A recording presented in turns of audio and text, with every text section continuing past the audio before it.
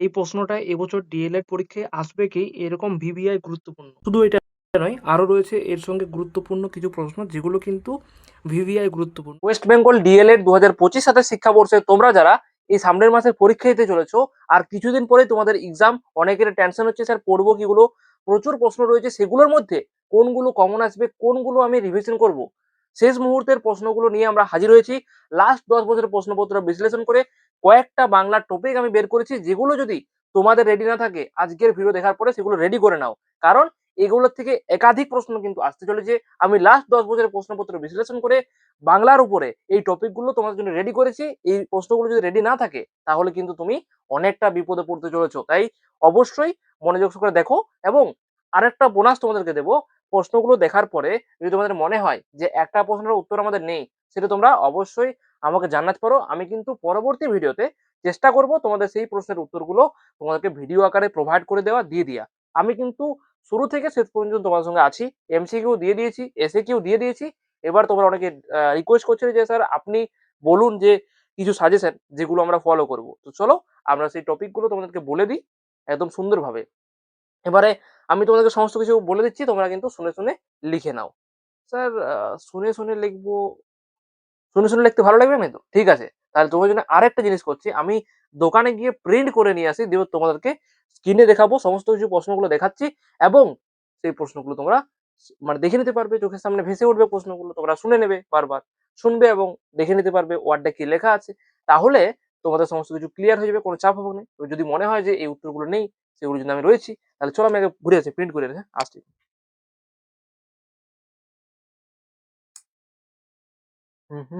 হ্যাঁ, এবারে চলে এসেছি প্রিন্ট করে নিয়ে। আমি এবার তোমাদের স্ক্রিনে সমস্ত প্রশ্নগুলো দেখাচ্ছি, তোমরা দেখে নাও এবং উত্তরগুলো কোনো চিন্তা নেই, ভয় পাওয়ার কিছু নেই। আগে প্রশ্নগুলো দেখো, যদি হয়ে গেছে প্রশ্নগুলো তাহলে তো ভেরি গুড, তুমি অনেকটা এগিয়ে গেছো।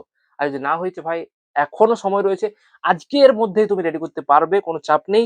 মানে ভয় পাওয়ার কিছু নেই। অনেক জায়গায় বলবে 5টা প্রশ্ন পড়ো, 10টা প্রশ্ন পড়ো, ওগুলো ভাই কোনোদিন কমন আসবে না। ঠিক আছে, তাহলে চলো আমরা স্ক্রিনে দেখে নিই। তোমাদের জন্য কষ্ট করে প্রিন্ট আউটও করে নিয়ে এলাম, হাতে করে রাত জেগে টাইপও করলাম, সেগুলো আমি এবার দেখাবো। তাহলে শুরু করছি আজকের প্রথম প্রশ্ন দিয়ে, প্রথম টপিক। তো ডিএলএড পার্ট 1 7 এবং 16 নম্বরের বাংলা সাজেশন নিয়ে আমরা চলে এলাম।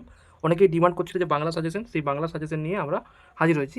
তো চলো, এগুলো কিন্তু সবার জন্য গুরুত্বপূর্ণ। কী কী প্রশ্ন রয়েছে আমরা এক করে দেখে নেব।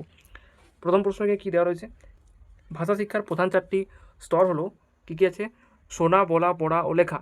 LSRW উক্তিটির তাৎপর্য ও গুরুত্ব আলোচনা করুন। এটা হচ্ছে প্রশ্ন। এবারে শুধু প্রশ্ন নয়, এবার কিছু টপিকও আছে, যেমন এই সরব পাঠ নীরব পাঠ, এটা কিন্তু প্রশ্ন নয়, এটা কিন্তু টপিক। এই টপিকটা থেকে অনেক ধরনের প্রশ্ন হতে পারে, যেটা কিন্তু ভিভিআই গুরুত্বপূর্ণ। তার জন্যেই স্কিপ করে স্ক্রিনশট নিয়ে চলে যাওয়ার কোনো প্রয়োজন নেই, পুরো বিষয়টা বুঝতে হবে যে কীভাবে কোন অ্যাঙ্গেল থেকে প্রশ্নটা করা হবে। দেখতে থাকো। তো হলো, এটা কিন্তু একটা পুরো প্রশ্ন, ঠিক আছে, এটা কোনো টপিক নয়, এটা পুরো প্রশ্ন। এরকম টাইপেরই প্রশ্নটা সরাসরি চলে আসবে। উক্তির তাৎপর্য বলতে পারে বা গুরুত্ব আলোচনা করতে বলতে পারে। চারটে কী কী, listening, speaking, reading and writing, আমরা জানি বিষয়টা। তো সেই বিষয় চারটা নিয়ে ডিসকাস করতে বলবে। এবার আসছে একটা গুরুত্বপূর্ণ, যেটা কিন্তু মোস্ট ইম্পর্টেন্ট এবার জন্য, সেটা হচ্ছে কি সরব পাঠ নীরব পাঠ, এই টপিকটা।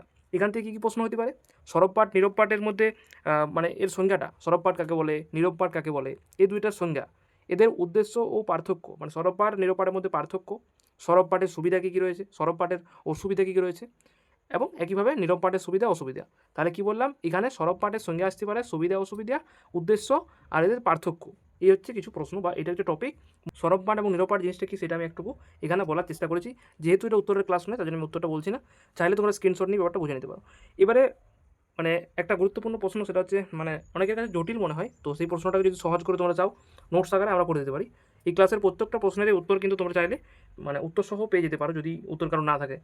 তো এখানে কী বলছে, মাতৃভাষার মাধ্যমে শিক্ষা সম্পর্কে বিভিন্ন কমিশনের যে সুপারিশ কী ছিল সেগুলো নিয়ে আলোচনা করতে বলবো। বিভিন্ন কমিশন আছে, যে কোঠারি কমিশন, তারপরে মুদালিয়ার কমিশন, সেই কমিশনগুলো, রামকৃষ্ণ মিশন কমিশন, বিভিন্ন কমিশন রয়েছে, সেইগুলোর যে বক্তব্য কী ছিল বা সুপারিশ কী করেছিল। এটাও কিন্তু একটা গুরুত্বপূর্ণ টপিক এবার জন্য, 7 এবং 16 নম্বর জন্য। এটা পুরোটা একটা টপিক। প্রকল্প পদ্ধতি কাকে বলে, প্রকল্প পদ্ধতির সুবিধা অসুবিধা লিখুন। এইটা কিন্তু মানে আমরা দেখেছি প্রত্যেকবারই ইম্পর্টেন্ট। আরেকটা প্রশ্ন এর সঙ্গে গুরুত্বপূর্ণ ঢুকিয়ে নিতে হবে, সেটা হচ্ছে প্রকল্প পদ্ধতি কীভাবে আমরা প্রাইমারি স্কুলে প্রয়োগ করব। ঠিক আছে, তারপর আসছে আলোচনা পদ্ধতি। আলোচনা পদ্ধতি সেম, সুবিধা অসুবিধা এবং এর যে কীভাবে প্রয়োগ করব আমি, তাহলে আলোচনা পদ্ধতির সুবিধা অসুবিধাটা আমরা গুরুত্বপূর্ণ এবং প্রকল্প পদ্ধতিরও সুবিধা অসুবিধা গুরুত্বপূর্ণ। তার সঙ্গে সঙ্গে যেটা রয়েছে আমরা তো জানি যে এদের সুবিধা অসুবিধা তো দুটোরই সুবিধা অসুবিধা এবং ক্লাসরুমে কীভাবে প্রয়োগ করব। এবারে প্রকল্প পদ্ধতি আর মানে পুরো আলোচনা পদ্ধতির বিষয়টা কী আমি ভিজুয়ালের সাহায্যে বোঝানোর চেষ্টা করেছি। নেক্সট আমরা যাব এবারে অনুবদ্ধ পদ্ধতি।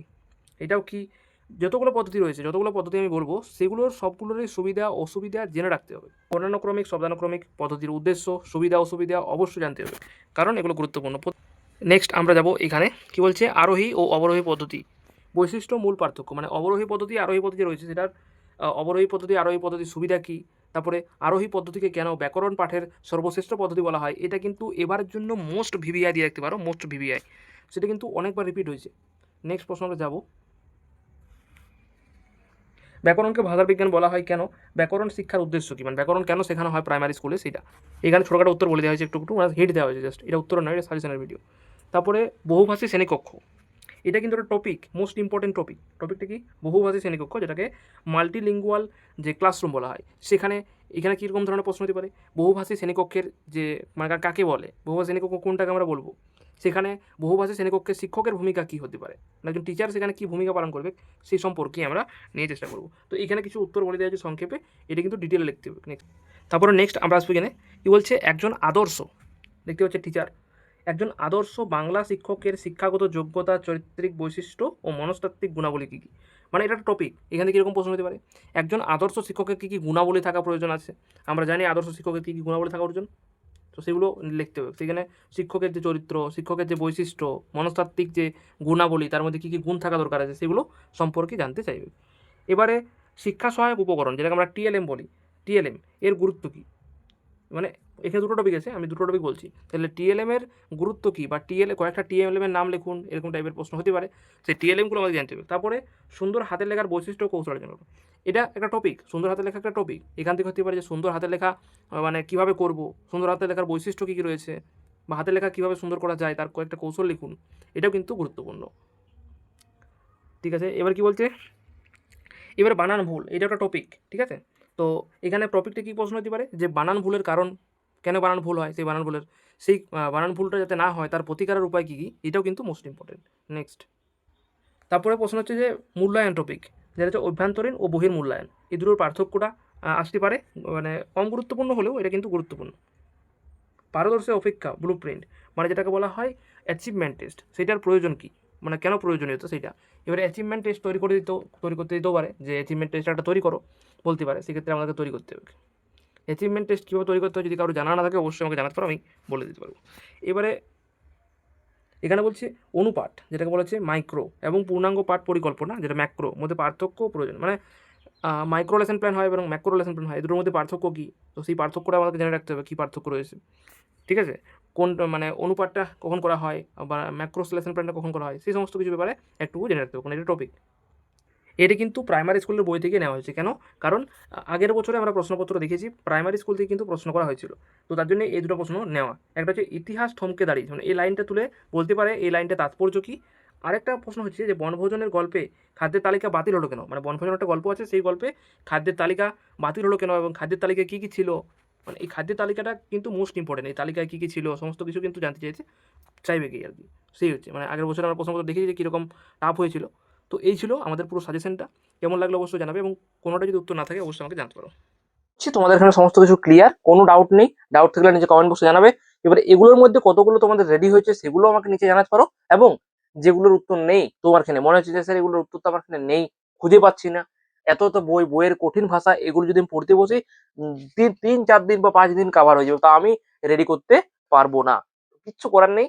রেডি করতে আমি বলবো না যে তোমাকে বইয়ের লাই রেডি করতে হবে, তুমি কমেন্ট করবে জাস্ট যে এগুলো নেই, আমি কিন্তু দৌড়ে যাবো আর দৌড়ে প্রিন্ট করে নিয়ে তোমাকে দিয়ে দেবো যে এই নোটটা মুখস্থ করো এবং চলে যাও। ঠিক আছে, তো সবাই কমেন্ট করতে ভুলবে না, যেগুলো দেখাচ্ছি সেই টপিকগুলো বা প্রশ্নগুলোর মধ্যে কতগুলো রেডি আছে তোমার সেটাও জানাতে ভুলবে না, সমস্ত কিছু। ঠিক আছে, আর এভাবেই ক্লাস পাওয়ার জন্য এই চ্যানেলটাকে সাবস্ক্রাইব করে বেল আইকনটা অন করে রাখো, কারণ আমাদের ইউটিউব ডেটা বলছে প্রচুর মানুষ আমাদের ভিডিও দেখছে কিন্তু তারা সাবস্ক্রাইব করছে না। ভাই প্রত্যেকেই কিন্তু সাবস্ক্রাইব করে দাও, কারণ তোমাদের জন্য আমি এত পরিশ্রম করছি, এত যাচ্ছি, প্রিন্ট করে নিয়ে আসছি, তোমাদের সামনে শেয়ার করছি, রাত জেগে টাইপ করছি, তোমাদের জন্য নিয়ে আসছি, সমস্ত কিছু আমি পরিশ্রম করছি, কিন্তু তোমরা সাবস্ক্রাইব করছো না ভাই, সাবস্ক্রাইবটা করতে হবে। সাবস্ক্রাইব করো, লাইক করো, শেয়ার করো ভিডিওগুলো। তাহলে তো আমরা বেশি মানুষ ওখানে পৌঁছাতে পারবো। এবং যদি তোমরা লাইক না করো, সাবস্ক্রাইব না করো তাহলে তো আমি তোমার জন্য এত সব করছি ভাই, একটুকু তো যাই হোক মজাক সে হাটকে অবশ্যই সবাই সাবস্ক্রাইব করবে, লাইক করবে। কারণ পশ্চিমবঙ্গের একটাই চ্যানেল তোমাদেরকে এত ভালো করে প্রোভাইড করে। তাহলে চলো দেখা হবে পরবর্তী ভিডিওতে।